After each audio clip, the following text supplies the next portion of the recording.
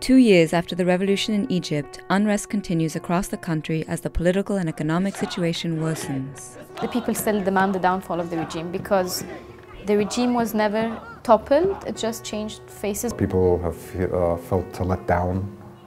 They felt that we overthrew a tyrant only to replace him with another tyrant who may be actually more conservative, more reactionary than the one that we toppled. The demonstrations, the protests, the sit-ins, even the strikes, they didn't stop when Morsi came, and they didn't stop 2 months after Morsi, they didn't stop 6 months after Morsi, and they won't stop before people get their basic rights. During the past 2 years, unemployment has been on the rise, and Egypt's budget deficit is growing. Egypt has been stuck for 2 years now. The economic situation is worsening. Egypt is actually heavily indebted, with almost debts that represent 70% of its GDP.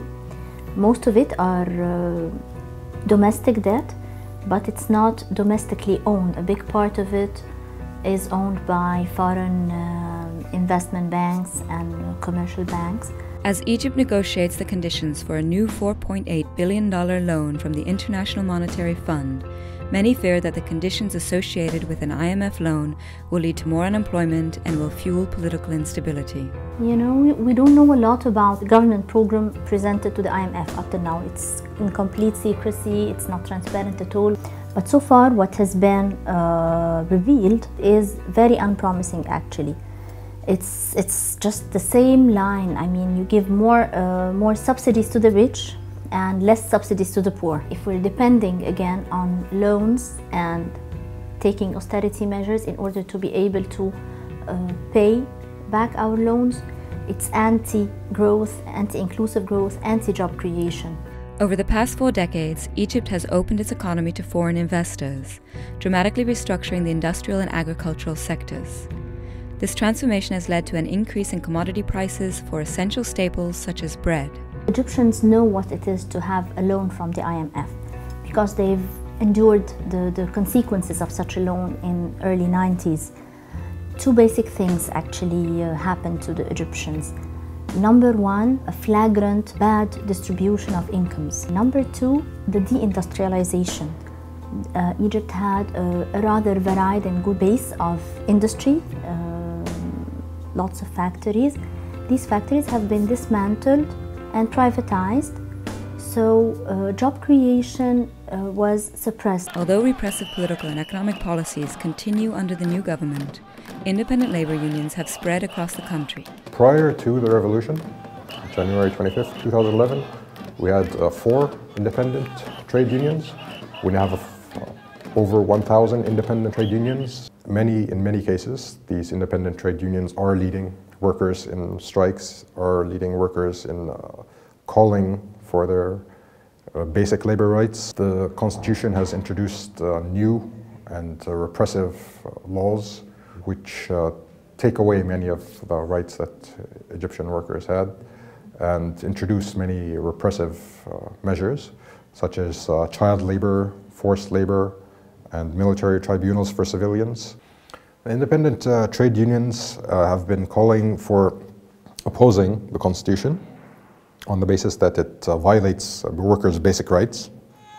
And they've been organizing strikes in their local respective workplaces.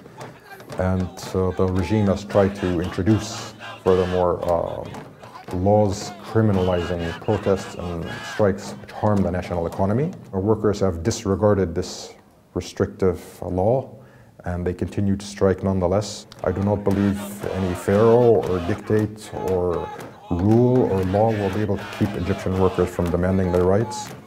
And no matter which laws or constitution is issued, workers will continue demanding their most basic rights. In response to government repression, new tactics are emerging on the streets. One such tactic grabbing international headlines is the Egyptian Black Bloc. The emergence of the Black Bloc in Egypt coincided with the 2nd anniversary of the revolution, but its roots lie in November 2011 when demonstrators outside the presidential palace were attacked by gangs allegedly affiliated with the Muslim Brotherhood. What has led to a rise of the Black Bloc, particularly in Egypt, is that There has been lots of talk, if not actually people witnessing what they call Muslim Brotherhood militias around the perimeters of the Ittihadiyya presidential palace. And at least 10 people were killed in clashes in November and December of last year. Adding more to the curiosity is the fact that the public prosecutor, Talat Abdullah, who is Morsi's hand-picked prosecutor, has officially criminalized the Black Bloc and has labeled it a terrorist organization. So the people have grown disillusioned with these policies and with laws criminalizing the Black Bloc. And with their growing alienation with the Brotherhood, I think the appeal for the Black Bloc and for anarchism grows more and more with every passing day. People are growing conscious of the state's lies or promises, if we can call them promises, and they've become disillusioned with the lack of progress and the lack of freedom that the state has offered them.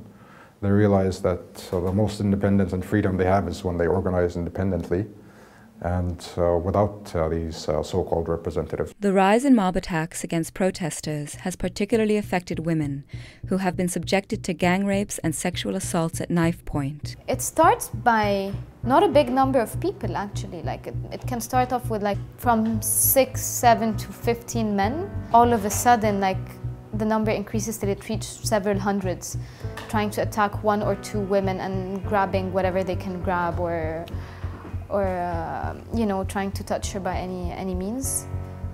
And they're armed groups most of the time. Like they have all sorts of combat knives or, you know, kitchen knives. In response, women and their supporters have launched a large-scale campaign to address sexual violence and have created self-organized defense squads to protect themselves in the streets. The movement Operation Anti-Sexual Harassment and Assault started in November 2012 when we witnessed a lot of mob assault cases that took place in Tahrir, and that's when we decided that we should do something to combat this.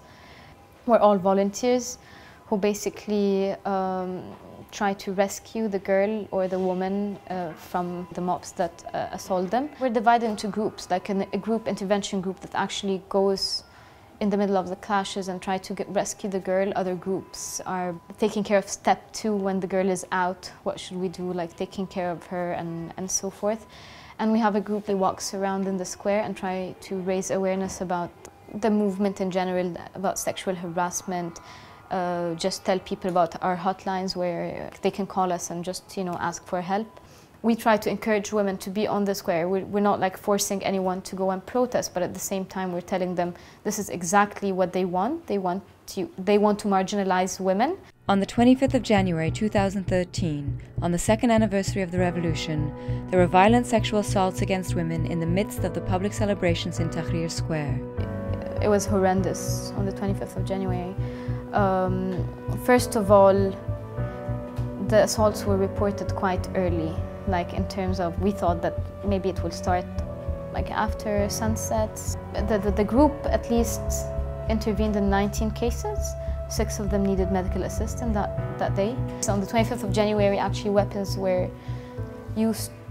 In one of the cases was rape with a bladed object, and this was just something completely unexpected. The Shura Council, the upper house of the Egyptian parliament, placed the blame for the sexual assaults on those who had been raped or assaulted, stating that they could not protect women who chose to protest. As public attacks against women become more frequent, the new government has suggested solutions that would reinforce women's exclusion from the public sphere. In response, women have taken to the streets to make clear that they will not be intimidated out of participating in public life. The first march against sexual violence in Tahrir was from Sayyidah Zainab to Tahrir Square, and that's where people have seen women protesting while carrying knives. I think that it was a sign to show men we're not weak and we can fight you back and we can castrate you if we want to, because we are not worthless and we can fight back. The feminist movement is one of the very few promising things that happened since the 25th of January. And the solidarity from other countries in the Middle East, North Africa region is just fascinating. While the political and economic situation in Egypt continues to deteriorate, and the state consolidates its power, the demands of the revolution may seem further away than ever. The revolution's demand of bread, freedom, and social justice, people find that these demands are still as far away as they used to be under the days of Mubarak. Their condition has not improved and may in fact be deteriorating. But the revolution has opened up new spaces for political action, spurring public debate on issues that have gone unacknowledged and unresolved for too long.